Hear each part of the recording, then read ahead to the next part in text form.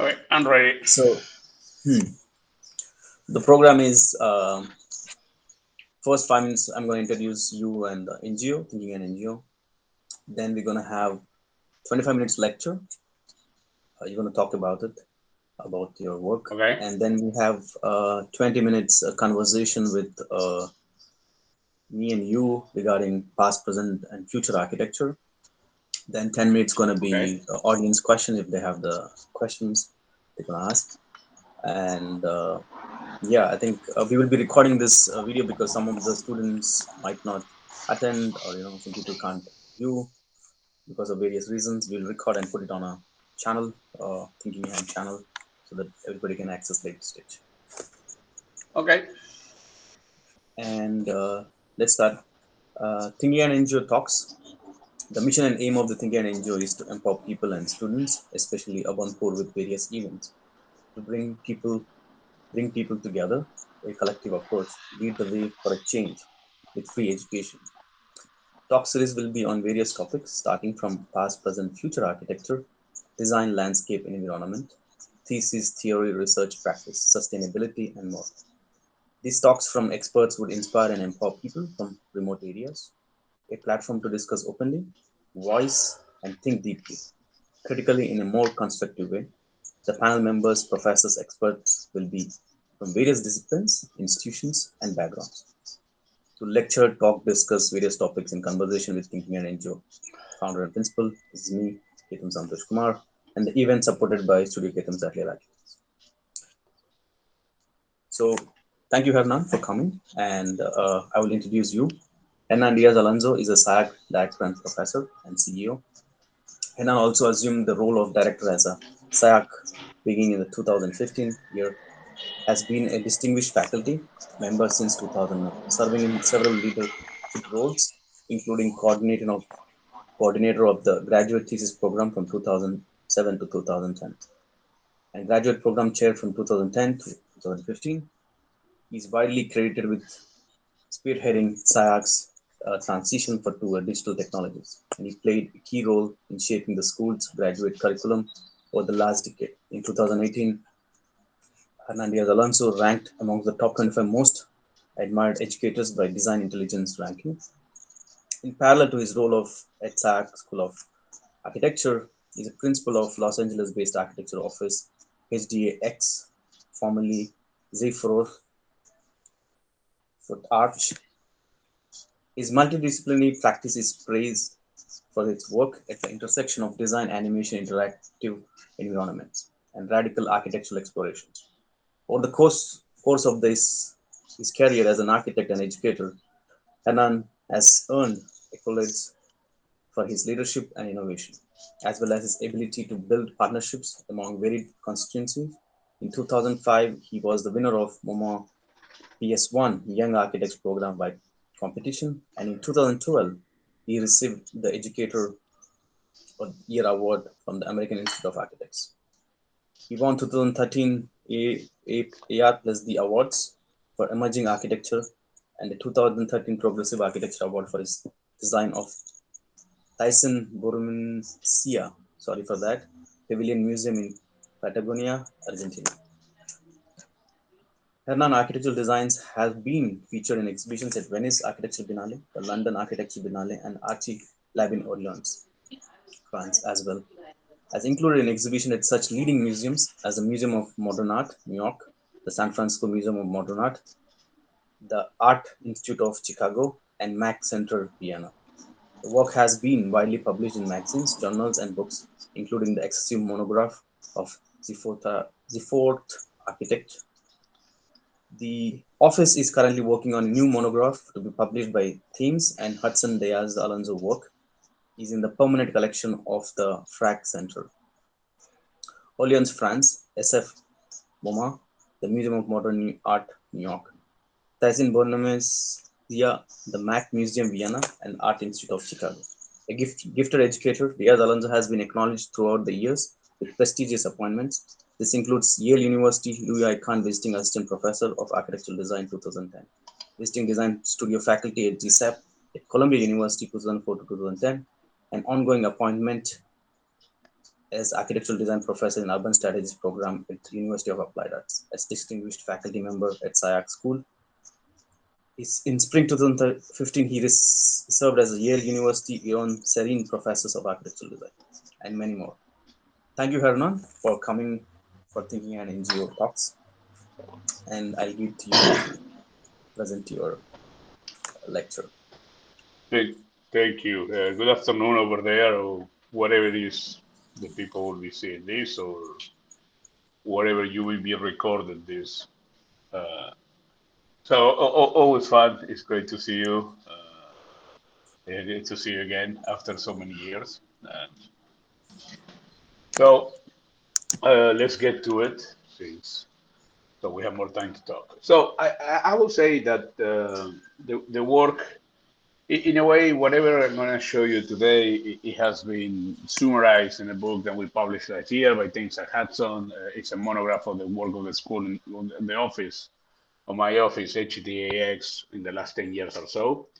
Um, and the idea, in many ways, is to define, to show our work in the way that we work, which is a very fluid, relaxed, playful way of working, in the sense that one way or another, our work has been evolving with the technology, but at the same time challenging and being uh, always pushing on the limits, always working around the problem of form, always working around the problem of aesthetics, always working around the problem of our humanity, that they want to connect with it and to try to reclaim authorship and humanity within the Russian technology. But in one way or another, I think the work that we've done in the office has been pretty much in sync with the evolution of the shifting paradigms in the cultural design. Even though I'm an architect by training, I talk always much more about myself as a designer more than an architect.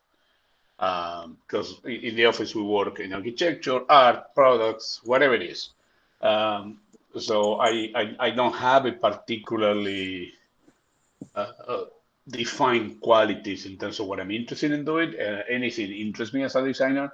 But in a way, I will say that the appetite for the work has been defined by this shifting paradigm. The form follows form, grotesque and horrific as mechanism to produce new forms of beauty, editing instead of composition, the idea that architecture process is collapsing through computer and technology. All this, for many of you, is pretty common knowledge, but because this is where you grow up and you've been educated with it.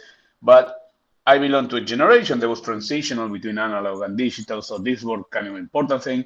Technology as a new form of craft, geometries and system, in terms of geometry, more systems as idea of alternative beauty. But the most important one, I will say, is the idea of the image for the vehicle of production of form. It's a long story, but in Argentina, when I grew up and I studied, I didn't want to really be an architect. I wanted to be a filmmaker. I was always interested in images and moving images, and it's a long story. I'm not going to get into it, but so I ended going into architecture, and then with the eruption of computer and animation software, it became an interesting possibility to start to work what I would call merging fields. The idea that, yes, there are certain categories that you usually define by other principles, but the way that we try to work is we work very free. We use the medium that are available to us. We use animation and camera and that to the stream that we can. This is a pavilion for PS1 MoMA in New York that we did in 2005. It was at that time an important opportunity for young architects to experiment. So you get to do this pavilion for the summer. And what you see now is very old, it's 16 years old animation, but this is what we showed to them. And this at that time was fairly unusual. People were not accustomed to don't see plans and sections and models. But even when they were animation, they were more like fly-through animations. And we were trying to show, to define with animation a different way of working, with the idea of storytelling, and also that to use this notion that is almost like a monster that is hidden. You can see it only partially. So the animation that you see right now is the same animation that we present to the jury in the competition. After that, we show drawings and models and all that. So we won the competition, and you have 8 weeks to build it and fabricate it and put it there. Um, and this is a result. This is the pavilion as it looked for the summer. Uh, but this will trigger a whole series of interesting notion because I remember when I took these pictures and I sent it to friend by email. At that time there was no such thing as Instagram or any of this all the things. So I sent it by email, and a couple of people respond to me, "Cool photo montage," which was a very interesting idea. Which the notion that something that it was built for real, people will think it was a render. So there was an interesting notion to start to think about that the construction is just a representation or simulation of the render. And this is something that interests me a lot, the idea of the simulation as a mechanism to rethink representation. So that at the same time, this was one of the first time that we started to use algorithm and scripts because we have more than 1,500 pieces of structure all different, which is I will be the first one to say it's a very stupid idea, but at that time we didn't know that much. So we just tried to produce that. So we did all these pieces and so on, and then we assembled it. Uh, uh, this is the private opening of the thing, and this is the public opening. Um, the following year, the Museum of Modern Art in San Francisco they invited us to do a solo show because we never had that many clients. So every time the museum invited us to do something, we convinced them to let us build something. So the notion was to produce a series of pieces that they were emanating from the way that we were working. At that time, we were super obsessed with medical things, cellular behavior, growth, and so on. So what we were looking a lot in coagulated blood, so we wanted to do a piece that reflect that, but at the same time, we wanted to do a show that didn't explain anything that we were doing. It was much more about the affect or the feeling of how things are. So you start with these little singular cells. We were working a lot with cells, and the idea we work in multiple projects at the time, multiple scale. This is something I really stole from Enrique Villagés, who I work for. This idea that you never work in one project, you work on multiple projects, and the idea moves from one to another. And the beautiful thing about computers is that you can literally can do that. You work with cellular systems that you can grow and so on. This is 2006. So we did this display system in which we put some of the models of the project that we're working on the time, and we start to play with also with the decay and allow the plastic material of the piece to bubble it up because if you don't let the material to stabilize, the painting will start to develop bubbles. So we start to get interested in the notion of time and corrosion and decay.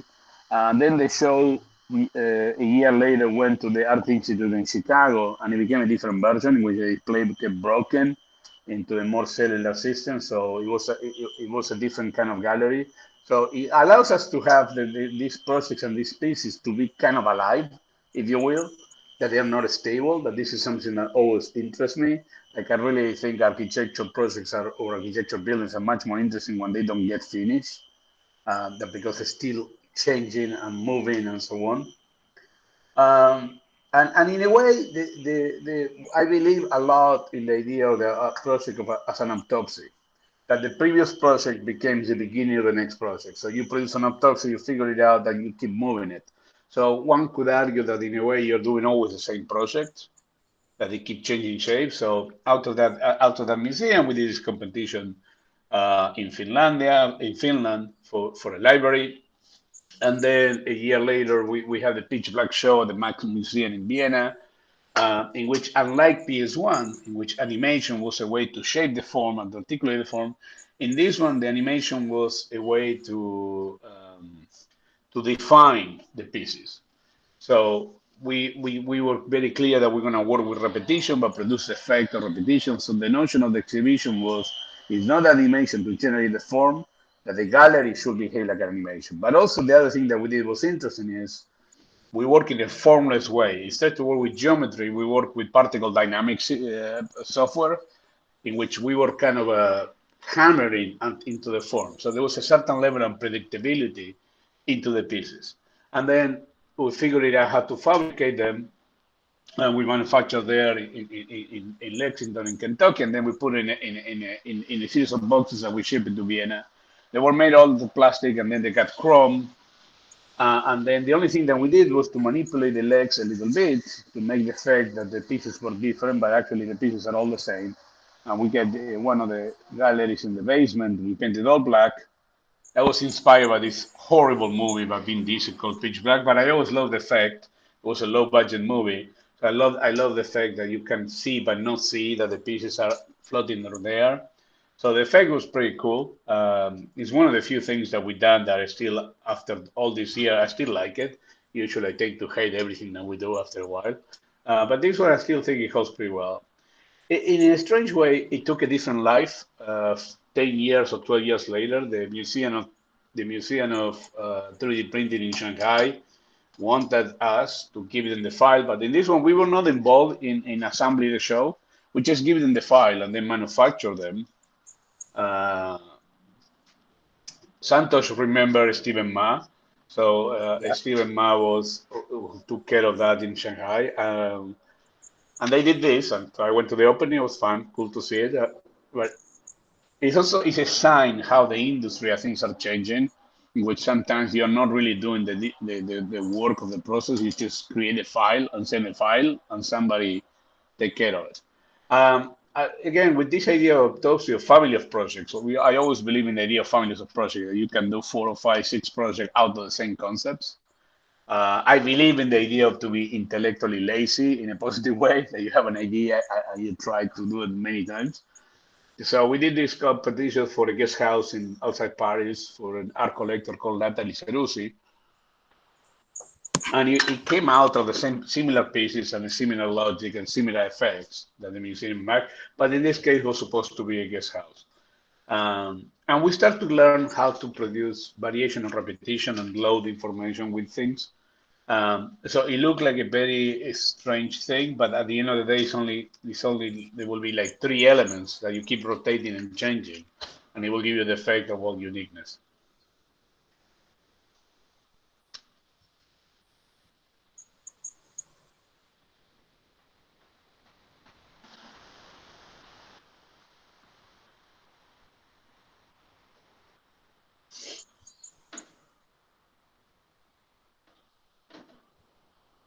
The painting model, they also became part of a show on Maison Rouge in Paris. Out of that, we did this chair. This is not render. This is the physical chair for the Art Institute in Chicago. Basically, what we did was we took the famous In's lounge chair and we infected with a script virus. We literally did this in 48 hours, and then we fabricated, and it was a good lesson. You have to pay attention to everything you do because you never know which ones get fabricated or built. Um, this one we did it almost like a game, and it became that. So the name, the famous image is called Leches, so we call it Leches Grotesque. Um, and this was a version that it was exhibited at the Institute. We did another one painted in gold for a collector, but I don't have pictures of that one. It's kind of fun. Um, those projects start to broaden the attention for in the industrial design world. So Alesi, the Italian manufacturing company, um, asked us to develop a series of concepts of ideas. So for the tableware collection, this was the first version that we did in Meat and Manners. In parallel to that, of the same family's ideas, we did it at this art installation for the Selfridges department store in London. So, in a way, that was, I would call it, the searching period, where we were kind of trying to follow the technology. But after that, I would say it became very clear that we were developing a way to work on it, a logic to work on it. And it had to do what I will call agents of contaminations. And I think in the second and third and fourth wave of technology, let's say that has in architecture, I think what defined myself and many is that we're looking into things to throw into the mix. For me, the most interesting thing about computers is the possibility they give us to create new coherencies, that you can mix very strange concepts and something will come. So over the years, one could argue that the first stages of the world was biology, as I was talking about blood and all the things. Then ornaments became really important, cinematic effects, and then the idea of artificial nature start to play with things that they look like nature but they're not nature. And then rituals, butchery, and rustic is something that is still is defining the world now. This has to do also with exploration to understand my own roots of being Argentinian. Now, this is something I'm 52 right now. When I was 40, I had my first daughter, and I started an interesting process to rediscover my own roots, my own identity, where I was coming from, and I became very obsessed with the idea to bring those things to start to the what I would call the mix of sophistication with rustic and the combination of that, and we start to immerse ourselves in this notion of contamination. This is a project we did for a competition in San Sebastian in Spain. One of the things that you can read that we always add, we never edit it out. So we work by layering. So anything that we were learning from previous steps, it stays. That's what I'm talking about, that Tolstoy mechanism. But a couple of things that was interesting about those projects is the idea that we start to negotiate and deal with Cartesian order and how you can start to produce with friction instead to create an ideal and isolated world for your pieces to exist or for your design to exist. But start to understand that the dirtiness and the contamination with other factors actually makes the work more interesting. The other thing what happened with this project is we start to revisit it. My younger obsession with geometry and plans and sections that came from combination and so on. But we understood that it changed. Like architecture used to be generative from the plans. They were like X-rays. Now they became like an MRI. It was something that you do after. So it's not that you generate a project from the plans. Basically, you generate it by you work with the totality in a computer environment, and then you try to dissect it to understand what you have. Around that time, we start to work in different collections for LSA, Mutant Manners 2 and 3, and we did a series of different ideas for tableware, glasses, trays. Um, Parallel to that, with this idea, the hyper ornamental, we did a competition for a museum in Warsaw in Poland. We got another installation for the Mac, but this time for the Mac in Los Angeles. And this was the first time that we started working with living decay things. So we developed this particle cloud that we replace the point with flowers. And we work with these wonderful ladies who do funeral arrangement to create a structure of flower with these bubbles, with monitor inside. And this was during the summer in LA. So over time, they start to rotten and smell bad and change color and start to smell like a cemetery and eventually collapse. And the idea of time that we were using for animation became a reality to use time as an agency to produce these kind of tensions, as I said, between the purity and perfection that come out of the computer versus the human human necessity for necessity for dirtiness. dirtiness. Um, Uh, so I, So that triggered a whole different body of work. So at that time, the Thyssen-Bornemisza, which is a beautiful collection in Vienna, asked us to develop ideas for pavilions in South America. So we did this version in which the notion was to try to really work, integrate nature with artificiality. That triggered a whole series of projects, also like what I would call the Ross chairs. So we did benches and this is incredibly strange chair. But if you can start to see, the work is not so synthetic anymore. It's not everything fit. So there is a kind of a friction and rustic and violence that we want to express through the work. Um, so this was one of the benches. We did a version for Argentina. We did a version for in Paris. Um, and then it brings us to the more recent work, which I will call the literal. I think anybody who's interested in form has been form is really always an exercise in abstraction. And I always been obsessed with the notion that art can work in a literal way, and architecture or design struggle with that. This is Francis Malman, that maybe some of you know, is a very famous chef in Argentina. They start to work with very primitive techniques mixed with very sophisticated techniques of cooking. So that was a very big sort of inspiration for me. And we really start to explore this notion of the literal. So when we did a second version for the Thyssen-Bornemisza Pavilion Patagonia, we really went all in with the idea of animalization and to really use the notion of animals as a sort of contamination into the digital world, but also to start to don't go for the perfect, clean render, but start to work with certain kind of surreal dirtiness.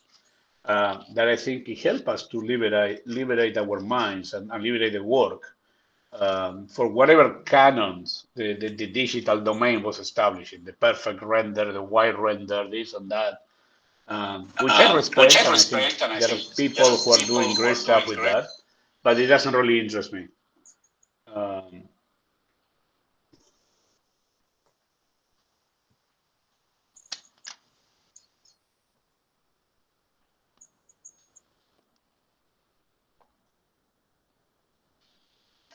but also became what I would call very Argentinian uh, design, or what I call joking to be like a gaucho in Mars.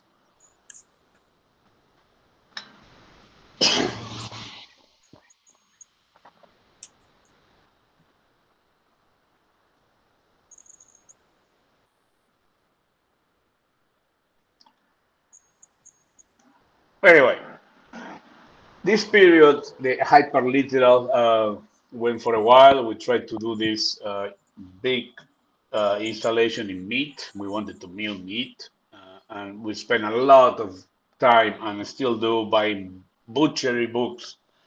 And you learn the techniques in Australia or South Africa or Argentina, or they're all very different.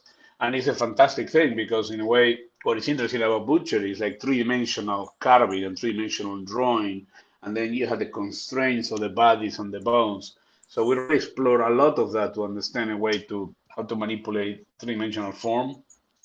We create also a series of porcelain lamps for a company in France who work with this translucent porcelain, Limoges. So we did this nice little lamp for gardens that look like little cows. Um, Also, JP Morgan Chase asked us to do like these little remote control holders. So we did five of them. We manufacture and produce ourselves. They're not really that big or so on, but it just goes to what I was saying, that we like design. We don't care about scale. One of the beautiful things about computers is kind of scaleless. When you are in the world of the screen, you're only thinking in the piece itself. You're not thinking how big it is or what it's for and so on. It just is. Um, we developed this coffee cup and espresso cups based out of the same series of families of the carving meat thing. This is the metal prototype that we did. Uh, none of this thing came into life.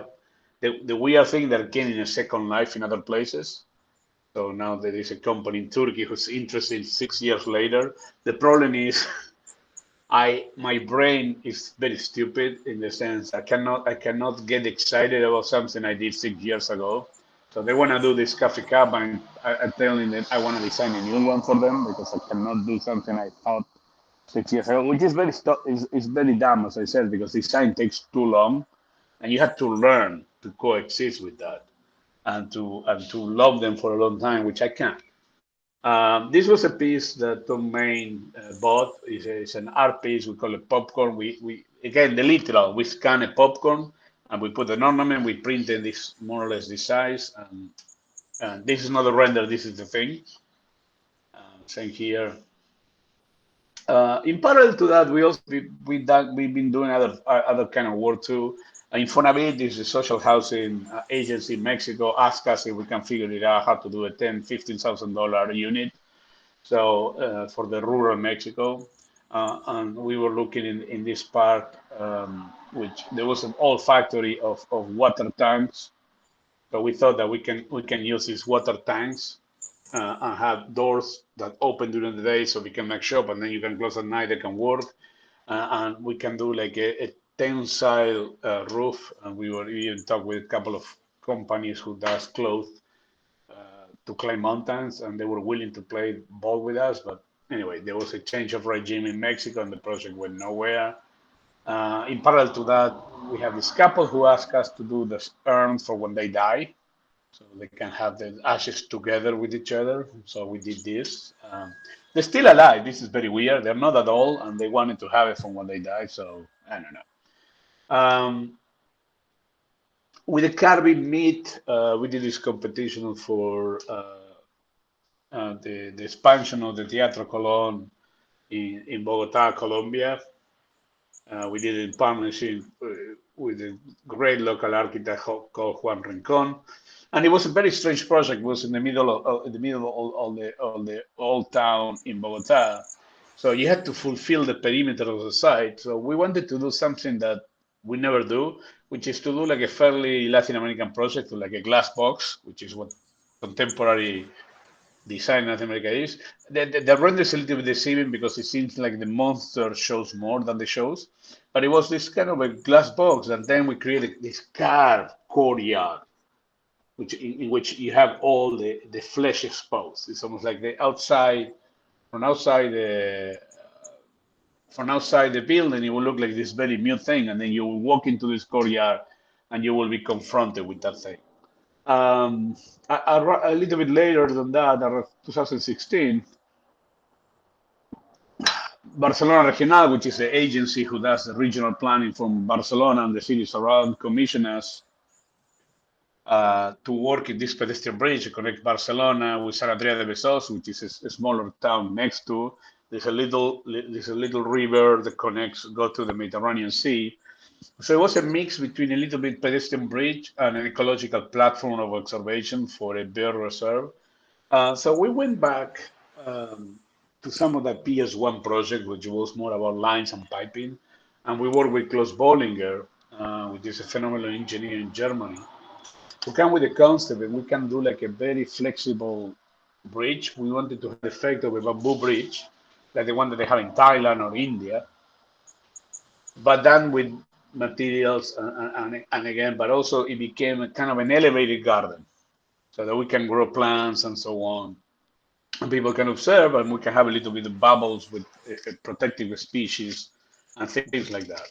Um, so we work a lot in this project. It was exciting.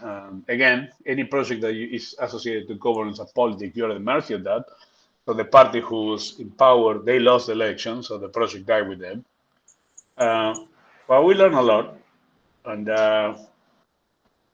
so you can see what I Hernan, would say. The bridge part actually is not that, and then the rest is like a platform. It was pedestrian. It was not for cars. It was just for people walk. Uh, Hernan, we are and losing I 2 minutes. We have 2 minutes what? time, so that we have 2 minutes time. I think we Yeah. passed 20 minutes. So All right. just to know the So this is audience. structure. Another elevated park garden in Barcelona, similar for Mexico in Jujutla in Mexico City.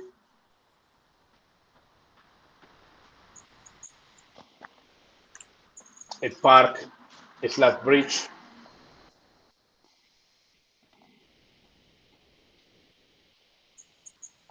a library in Helsinki, emergency house in Mexico,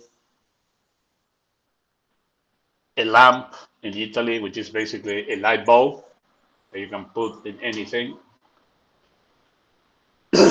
an office park in Shanghai, land art outside Buenos Aires, park equipment in Los Angeles, a chair that can grow grass,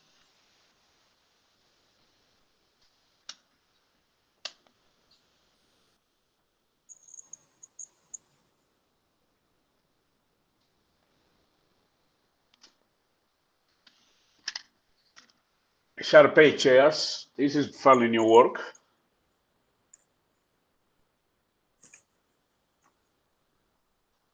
The prototype in China. This is what we call it the chicken chair. Um, Towers outside Shenzhen in collaboration with Kopf Himmelblau from Vienna. Another collaboration with Kopf Himmelblau for a water park in China. Uh, Another museum, but it's going to take too long. A museum in Budapest.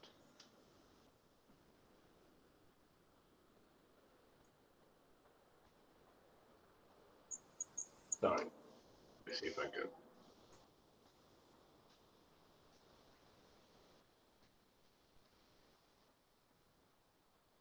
and this will give you a sense. And the latest thing that we're working right now, we're working in fashion and clothes. So this is before the pandemic. We were working in this mask for pollution in China, that they change color depends on the level of pollution.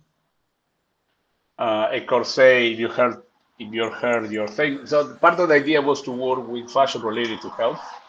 These are just buttons, so you can have a jacket and change the button or the zippers. Earplugs for people with too much noise, so they like jewelry is put out of your ear. This is for people who have pacemakers in their heart. Uh, oxygen, oxygen vest. So you can have these. These were more complex. This is the one that we're working right now, prototype simple one. So you can have oxygen in your vest, so you don't need to be carrying the tube. The last thing is a series of shoes that we're working for a very famous company. The idea became this bundle of hair, and you can cut or comb it and customize it as you see it fit.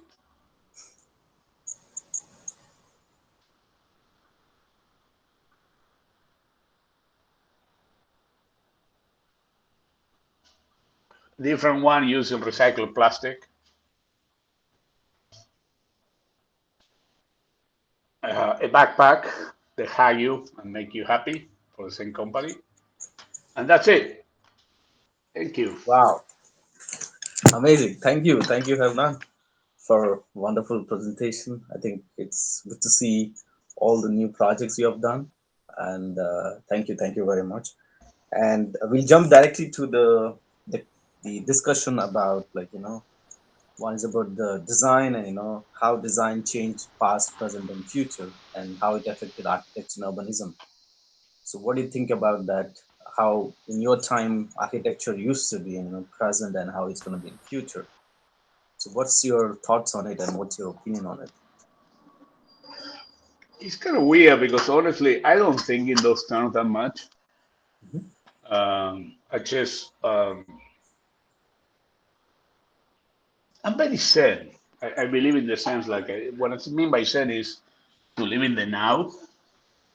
So I'm not really worried about what is the future. So I mean, I'm worried about the future as a human being. I'm just saying as a designer, I always thinking in what is available now, and and of course, as somebody who is involved in teaching, uh, you're thinking about that. I mean, where things are going, how things are changing, and I see that as more like a general problem. Like I see it like I think architecture for me is more about the idea of architectural thinking than necessarily just the production of buildings. I think architecture thinking, architecture education is something you can apply to many things. So in many ways, what I think the deep future about it, I think it have to do with other territories and not just buildings. That it have to do with technology, it has to do with experience, design, it has to do with many things. So but personally, as a designer, I don't think that much in those terms. I've never been somebody interested in being like I don't like what people talk about my work like it's visionary work or science fiction work or futuristic work because I consider in that sense the work that we do in the office very conventional. Not I mean I'm not stupid. I'm aware that what we do doesn't look like what people consider conventional, but for us, is what we think is the answer for the problem that was given to us. Any project that I show here is a project that somebody asked us to do. It was a competition or a client or a museum. We never invent problems. I'm very conventional in that sense. I'm a traditional architect. Somebody had to give me a problem and I work on it. So I think part of the problem is everybody's too worried about trying to anticipate what it is, what it's going to be, and so on.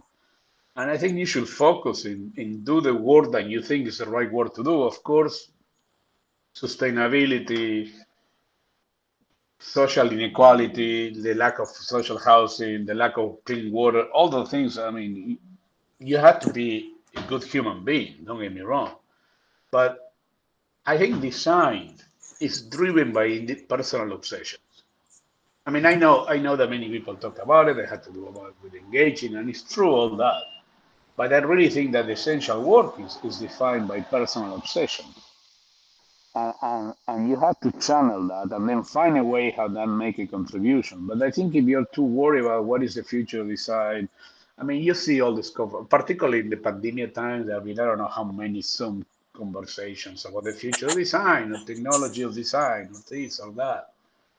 And one thing that the pandemic teaches, still is teaching us, is everything changed. And the idea that, so you have to be really absorbing the now. At the same time, I get it. The future matters because the design process takes too long. It takes years. So you have to try to anticipate. And in a way, you're doing futurology. In a way, you're doing science fiction work because whatever you design, it's going to take 2, 3. Doesn't matter if it's a building or it's a product or it's a shoe. It's going to take years. So you want something that when it comes out, if you're lucky enough that they come out into the world, so you have to deal with that. But at the same time, I think you have to be very careful that it doesn't become a trap. And I don't think you should respond to everything that happens because if not, I think you get lost. At the same time, I believe in the theory of sponge, which is architects. I think we are like a sponge. You absorb everything and then you squeeze, and something dirty comes out, which is not the same thing that went in. Yeah. So I don't know, but the more as I get older, the more I think about it is everybody. I mean, you'll probably hear everybody, yeah, but everybody knows who Mike Tyson is, right? He was a great boxer, and he used to say, everybody has a plan until you get punched in the face. Hmm. Uh, so yeah, I don't know. I as a teacher, as a director of school, I think about the future because you want to create a platforms and you want to create a channels for young architects to find their path. Uh, but it's uncertain. But as a designer, I don't think too much about that. Hmm. So, how do you think, like, how architecture is changing? Because one, I think the climate change is one of the biggest thing going on, and everybody is talking about, every school is talking about, and how SIAC as Yeah. a director, and how do you think like schools have to change? Like, of course, we're gonna design the futuristic design and this thing. What would be the approach to inbuild, empower students and the Well, society? as I yeah, as I said, I think first you have to be a good human being. First, you have to be a good citizen. I think that's part of being an architect. And I think you have to incorporate those topics, but also I think you have to be very creative about those topics. I think the whole notion of sustainability and ecology and global warming sometimes it's just used as a platform to justify bad work. So you have to find a way to incorporate. Yes, you have to deal with that. You have to make it into the curriculum. You have to be responsible and try to figure out anything that you can do. At the same time, we have to be brutally honest with ourselves too, in which architecture is just a part of a much larger machinery that had to Hmm. do with policy, had to do with investment, it had to do with regulation, it had to do with many things. So sometimes I think we put too much pressure in architecture to solve problems that they need to be solved way before architecture gets involved into that. But I think the fundamental in school, the fundamental thing is to create a conscious of that we have sharing this planet. We only have one, and we need to figure it out. But I think it's not just about how you do in architecture; it's how you conduct yourself in your life and in everything that you do. So I think, of course, you have to incorporate it, but at the same time, I think you have to incorporate it with speculation. You have to incorporate it with creativity. You have to incorporate it with imagination. I think we are already past many warning signs. So clearly, certain methods that if we thought that it would help us to get there, it's not going to help us to get there. I'll give you a simple example. For example, in America, there is all this single lead certification, all that, which is okay, and I mean it doesn't hurt, and try to make the buildings zero emissions and to have natural ventilation and all that, which by the way is ABC of architecture. We're going back to think that you for your country, for my country, we learned that very early because when I was a kid, most of the buildings in Argentina didn't have air conditioner. So all the thing already existed. So it's not that we need to develop a lot of new ideas for it. We just need to implement it, right? Hmm.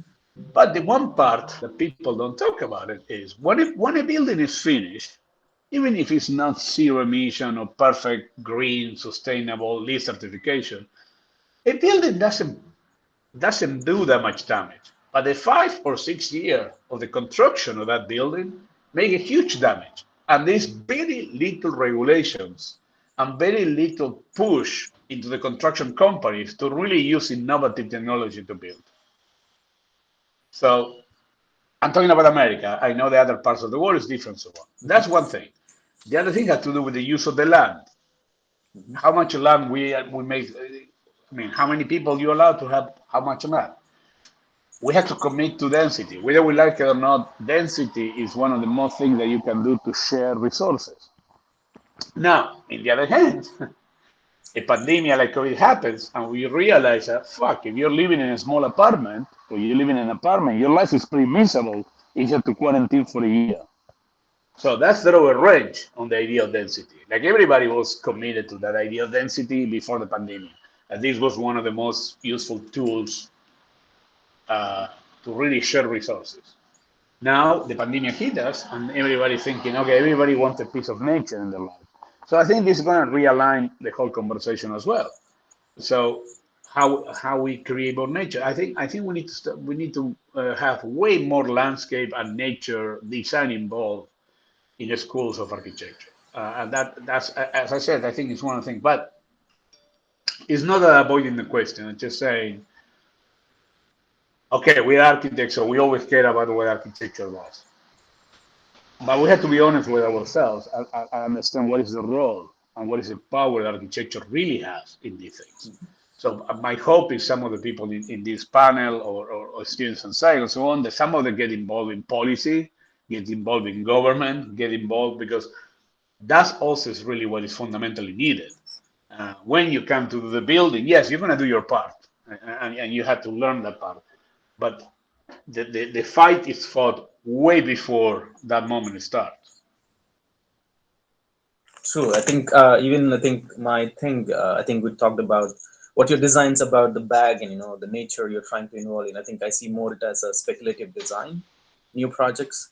I think the latest project, what you're trying to do with the shoe and at the same time backpack. The kind of the lungs you're talking Yeah. about, the breathing thing. I think it does come under kind of speculative design and how the future gonna be. I think this are coming it as a product, but still it's part of the design and the trying Yeah. to include taking a problem and as well as trying to come up with a solution.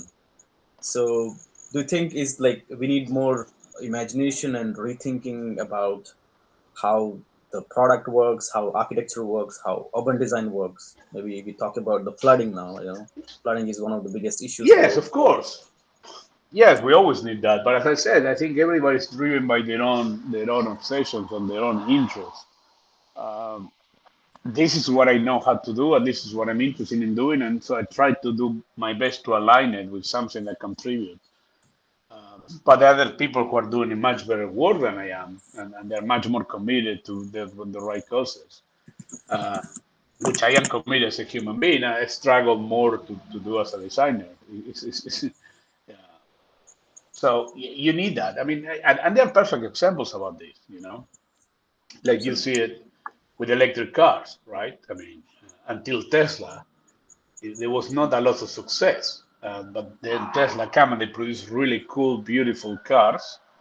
And by the way, it's not only expensive car. They started with expensive one, but now the 3 Series, the smaller one, it costs more or less what an Honda Civic. I'm not saying that it's cheap, but it's not super expensive neither. But it's a beautiful car, and people want it because it's really cool. So Absolutely. there is a living proof that is still the power of design, the power of the ability to produce something that is interesting. It will grab people attention. Now, of course, if we're talking about the level of poverty, all those things that the world has. So yes, I mean we all need to be thinking how to produce more interesting design for affordable things. But also we see that shift. You know what I mean? Like you see like shoe companies and clothes companies and so on. They're producing other stuff with there's more and more recycled materials and so on. So you have to think all about the things and how they have to contribute. As I said, the products that we are involved in fashion actually they're related to health. Um, and the people that approach us are companies trying to produce things that have to do with health that they looks better Hmm. because we have we have a much older population. People are living longer, and people Hmm. require all this support. And the stuff that exists is not really that interesting. So we are working on that, and that's the opportunity we give us. And again, when we had a chance to work in the $10,000, $15,000 house in Mexico, we work on it and we try to produce something that is interesting. Because I don't believe in this idea that everything that you design, whatever it is, it should have certain qualities. Like because you're doing something that is social housing doesn't mean that it cannot be. If you spend the time thinking about it, you spend the time to speculate about it. But at the end of the day, again, I think the individual desire matters. I mean, at the end of the day, the cultural design, as I said, is an individualistic thing, and how we can align those individual desire with the collective good. And Hmm. that's a tricky thing. And it's a tricky thing because we're becoming more and more a world in which big companies and big conglomerates are controlling more and more. So the idea of the independent authorship and independent design is becoming more and more difficult. So I think those are the young architects and designers. These are choices, and they're going to have to think about that. How you do that? You create more entrepreneurial, create your own little world, or you insert yourself in much larger structures, and you're trying to do your contribution to change. And yes, but again, it's in my nature to speculate, and it's in my nature to produce things that they are unusual. And I think that's my role to have to play. I think the design is a collective enterprise in the sense that it's an addition by multiple people. Uh, I don't know. These are incredibly complex times in that sense because, in one way, we are covered in a very darkness. Because, in many ways, there are dark times because pandemia, poverty, racism, all that. In the other Hmm. hand, there's a lot of other information, and if you read it, actually, the world is much better than it was 50 years ago. But Absolutely. because we are hyper informed and hyper saturated for information, and of course, negativity always make more noise, we tend to True. get dragged. So I really think we need to hold and claim into optimism because I think it's a fundamental thing for design. I don't think you can design without optimism. Yeah. I don't think you can be a designer with that you have a sense of hope that what you're doing it will produce some contribution. I think we also have to be careful of self-aggrandizing that optimism. I think sometimes architects we think that we can change everything and that we have Yeah. power and we ask all those things. And I don't want to.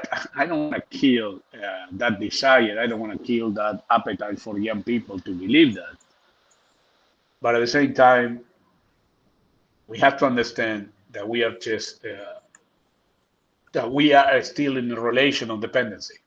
I mean, True. design again is not something you can do and just say, "Oh, I gotta do this and I'll do it." You have Yeah. to work with forces at being to make it exist.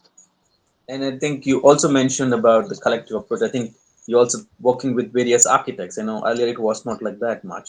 But I think you're working with the Kupi Mobla, other architects. We're trying to collaborate, not just with the engineers and also with other Yeah, fashion, this thing. I think which is a good way of making things together, like, collective approach.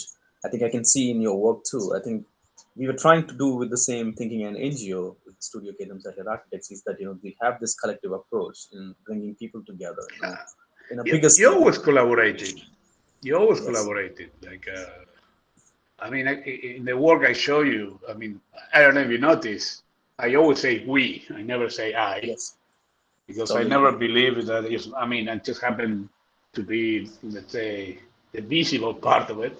But there always Hmm. people working with me, and I can show you all the different periods who were the senior designer working with me, and they have the impronta. You can see I mean, Steven Ma, Rachel McCall, Ivan Bernal, Eric Carcamo. I mean, I forget many, but they all put their signature. And then again, you want to collaborate with artists, you want to collaborate with the companies that you're working with.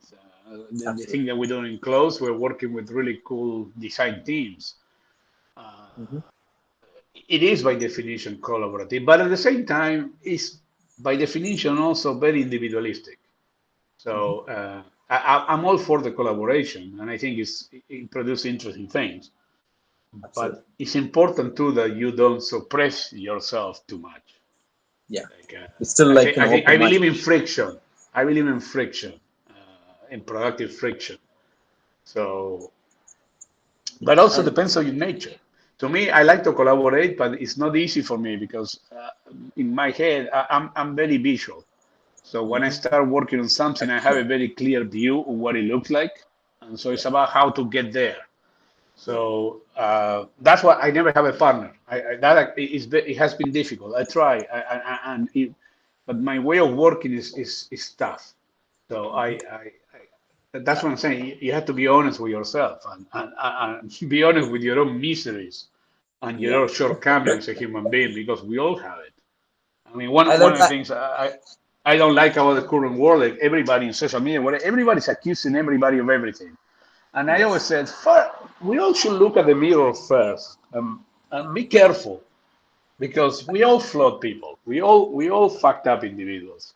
So, Yeah. but this is also I understand it comes with age. You know, if Yes. we were having this conversation 15 years ago, I would say different things than what I say now. Hmm. Yeah, But I remember you yeah. saying one thing is like, the design is like something is like your baby, and don't discard that baby, and you kind of make it better, even though it's ugly, and even though it's not good, you make it better. So I think somewhere I still remember the thing we were talking about back then in the studio. And Yeah, I on this believe note, in that. You Mhm. stick to it, and you keep Yes. working on it. I mean, I never like the idea to start again. Yes. You're working a project you started, and you can see that it's bad. Hmm. But that's what I mean. I like the idea of sports a lot when it comes to design. Like if you're playing in a team or whatever, and you're losing 2 3-0 in Yeah. the first half. I don't know if it's whatever football or cricket or whatever it is. Yes. You can't leave. You have to keep playing and say, okay, we're losing.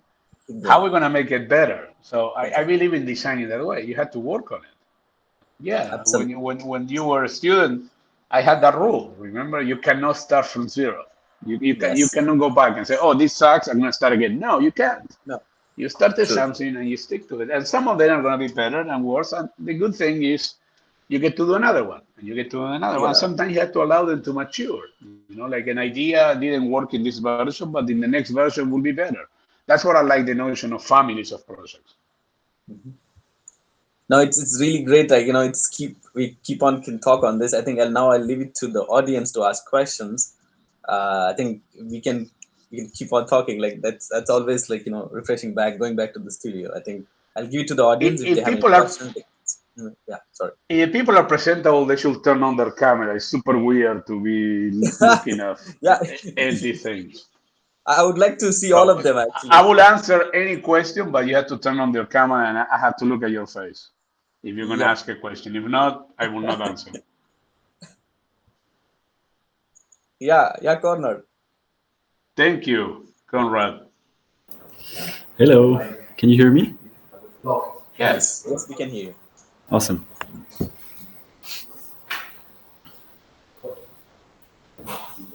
Yeah, that's great. Everybody's opening the camera. That's great. I love it. We're still humans, even if we are doing by a Yes. screen.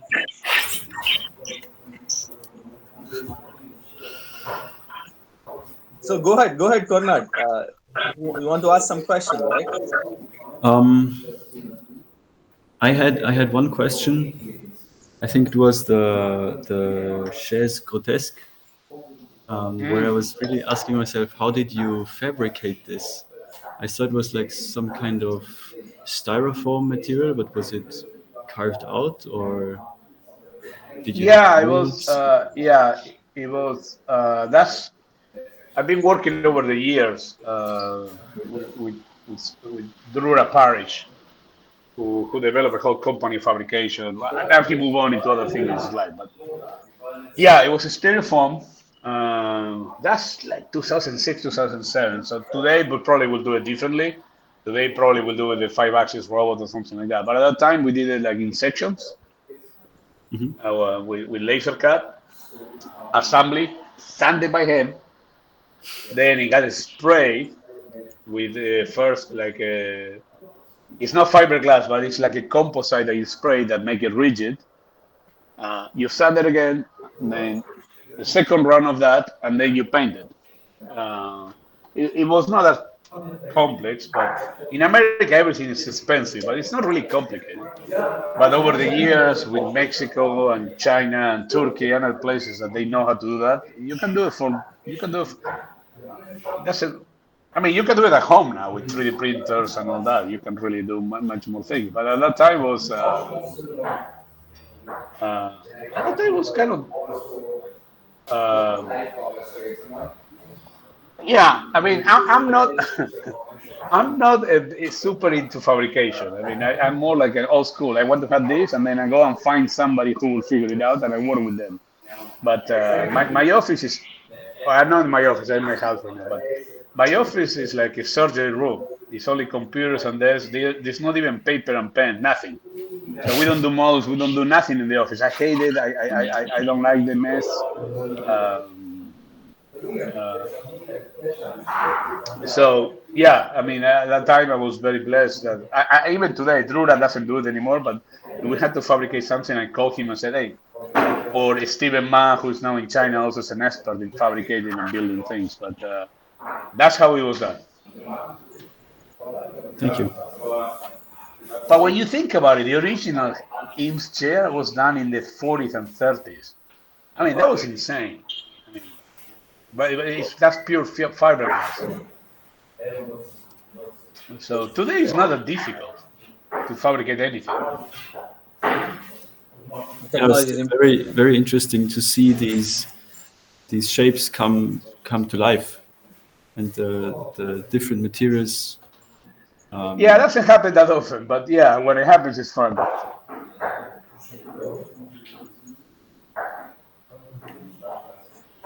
So yeah, any more questions you have? You can ask questions to Hernan. It's a great opportunity. So can I ask a question? Yeah, go ahead, Sarah. So first of all, thank you for your talk. And like, what is your source of motivation and inspiration? Is it like other architects or nature or sci-fi or?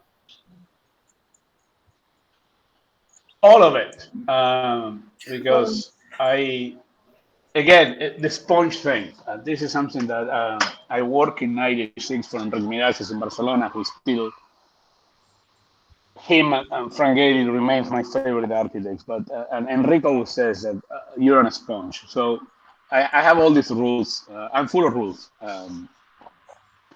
Like when I travel or when I refuse to fall asleep. You know, you get onto the plane after 12 hours and you are in a subway or a car or whatever, and you want to sleep. I don't sleep. I look around and I look for everything. So everything inspired me, and different moments that sometimes you're just looking for. I mean, I always looking for stuff. So again, when my oldest daughter was born, I was really trying to figure it out how to reconnect with my Argentinian roots, and I saw this TV show that they were showing these chefs doing that thing, and I said that was interesting. So I started getting all the videos and buy all the books and so on. That's one example. Then I don't know. I always look for the most opposite end.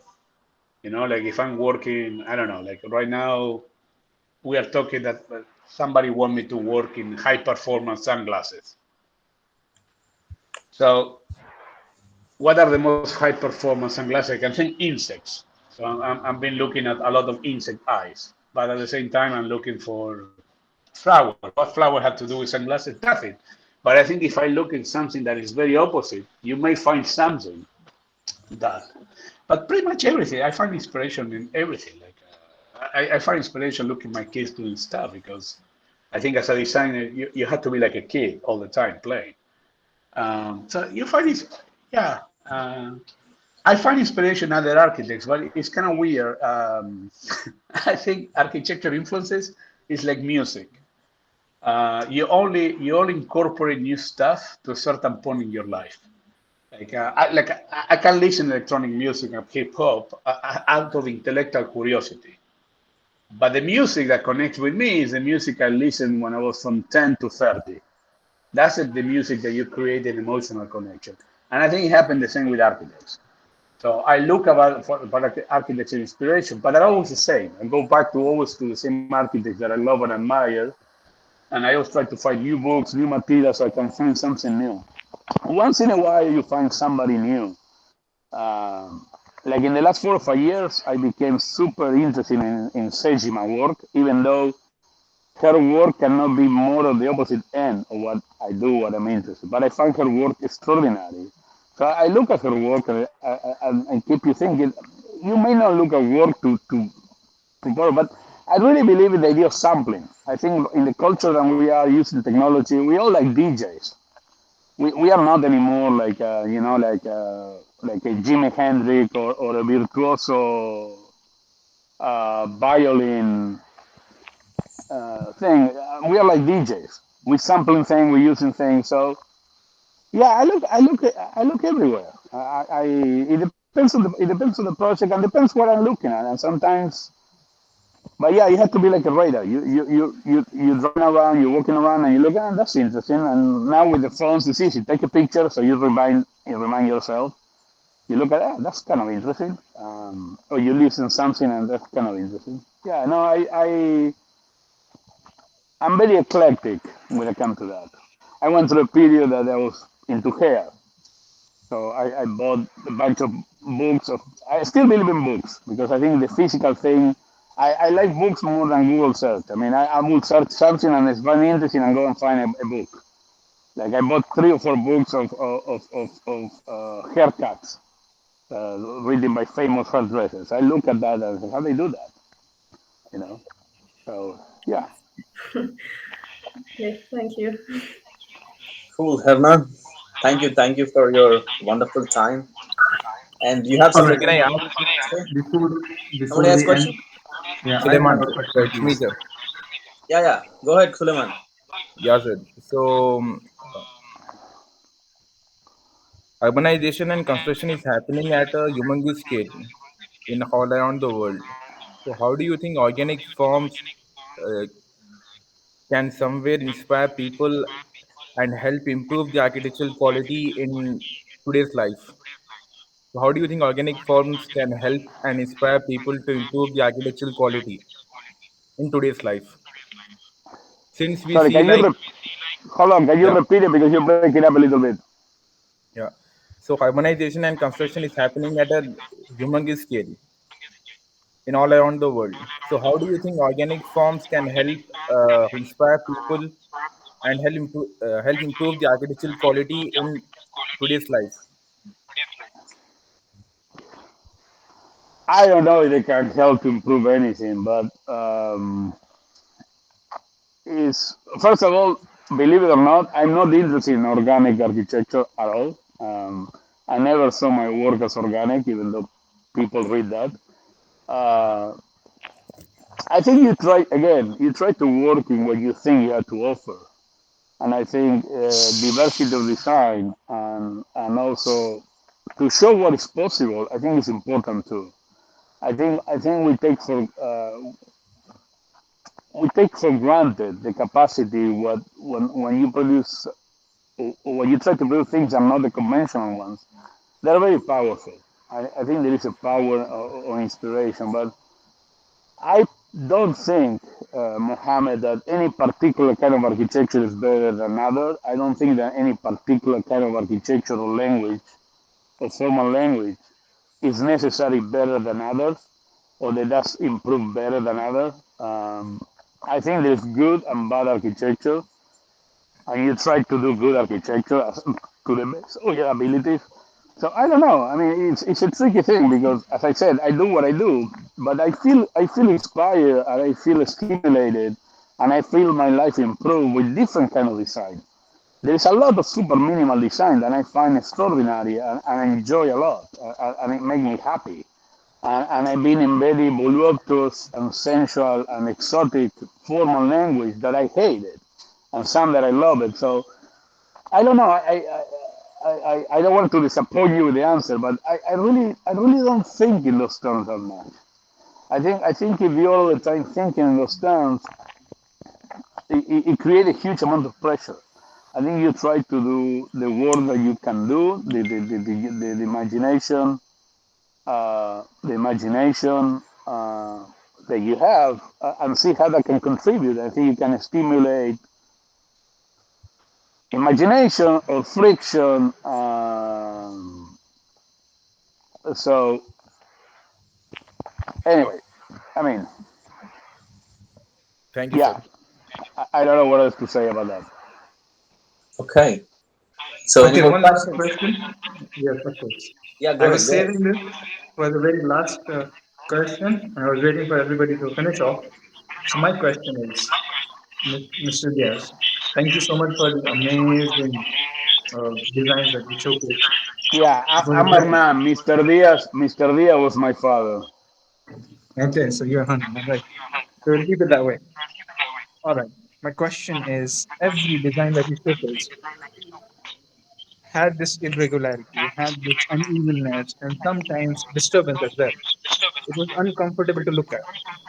So, my question is, what is that one thing that you want to represent through your designs, especially to a student of architecture, let's say, something that a student who want to learn from the kind of design that you do? So that's first question. And the second question that I had is, what software do you use to create those amazing renders? I mean, Uh, where do you start yeah, and where well, do you end? yeah. The second one is easy.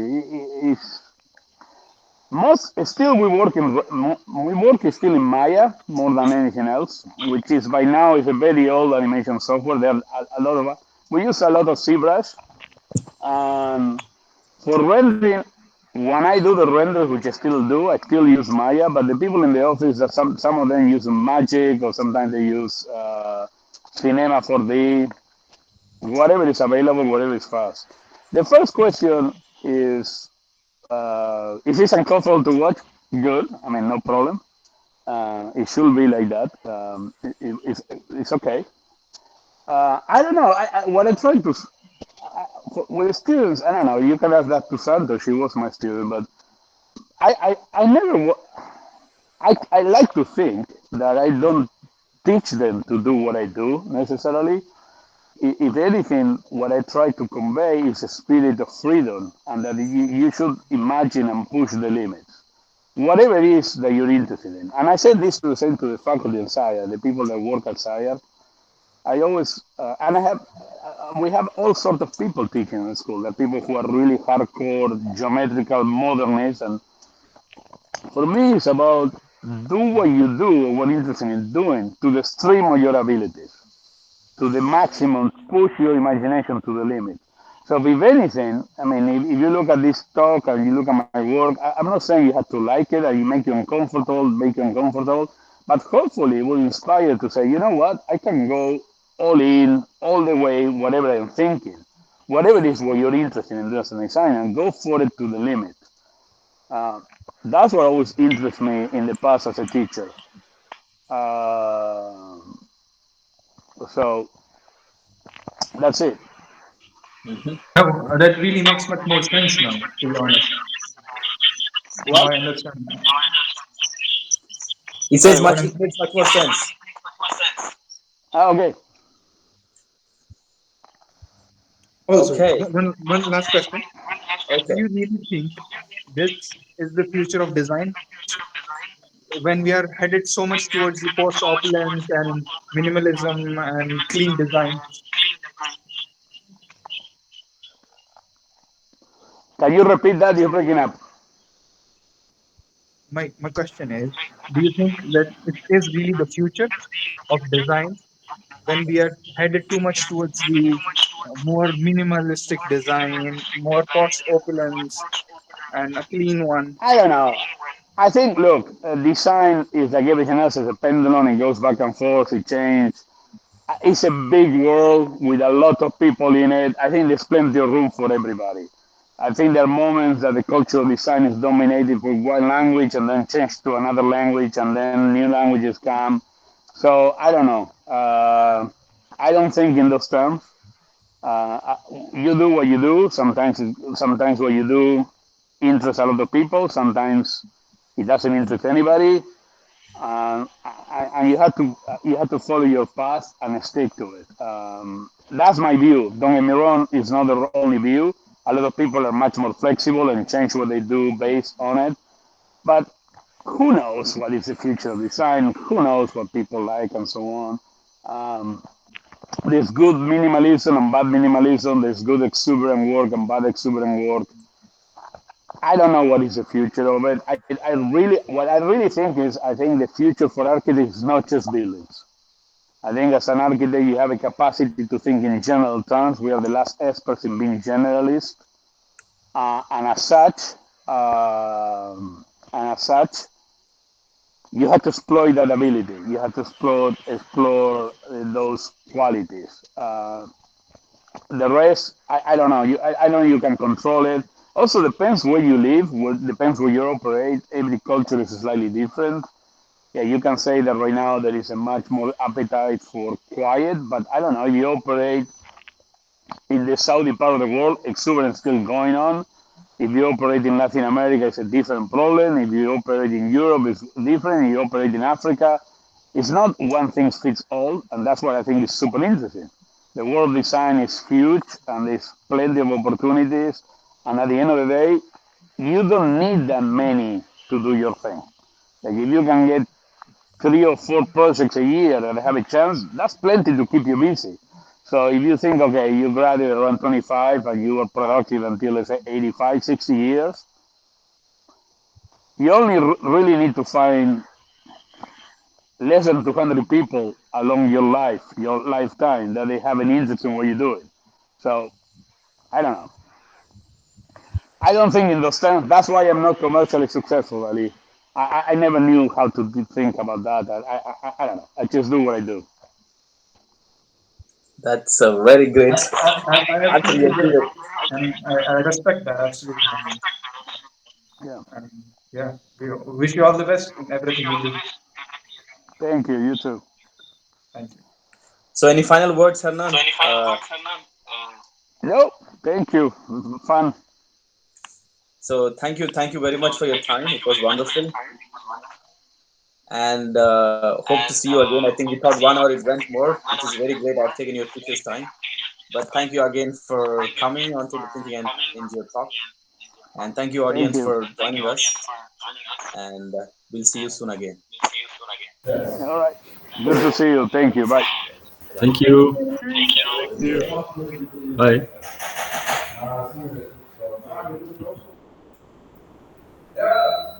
Servus.